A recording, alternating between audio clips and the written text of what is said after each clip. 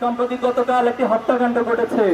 এই ফ্যাসিবাদের এত পতনের পর এই হত্যাকাণ্ড প্রমাণ করে ফ্যাসিবাদ আবার মাথা চাড়া দিয়ে ওঠার চেষ্টা করছে। সংগ্রামী ছাত্র জনতা, আমরা আগামীর বাংলাদেশকে গড়তে চাই। আমরা এই বাংলাদেশকে একটি সমৃদ্ধ বাংলাদেশ হিসেবে গড়তে চাই। এই প্রজন্ম তারা সততা, দক্ষতা, দেশপ্রেমের মধ্য দিয়ে বাংলাদেশকে গড়তে চায়।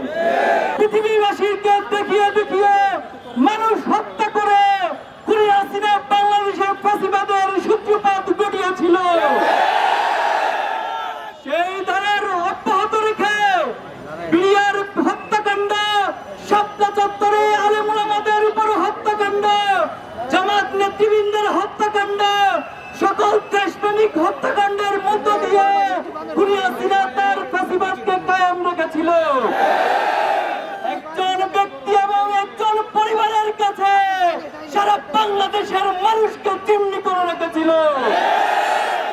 কিন্তু 24 জুলাই আগস্টের বিপ্লবে ছাত্র জনতার রাজপথে নেমে এসে তারা তাদের বুকের তাজা রক্ত ঢেলে দিয়ে বাংলাদেশকে ফ্যাসিবাদ মুক্ত করেছে। আমরা ফেরাউন দেখিনি, ফেরাউনের গল্প শুনেছি।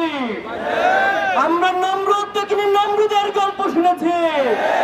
আমরা হিটলার দেখিনি, হিটলারের ইতিহাস পড়েছি। কিন্তু এই প্রজন্ম খুনি হাসিনাকে দেখেছে। প্রজন্ম খুনি হাসিনা ফ্যাসিস্ট দোসরদেরকে দেখেছে।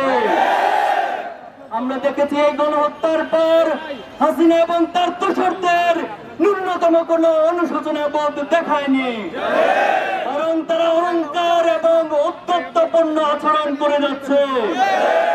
আমরা আজকের এই সমাবেশ থেকে বলতে চাই, শহীদের যে তামান্না নিয়ে ছাত্র জনতা বুকের রক্ত দিয়ে ফ্যাসিবাদ মুক্ত করেছে, বাংলাদেশে অদূর ভবিষ্যতে এই ফ্যাসিবাদকে সহ্য করবে না।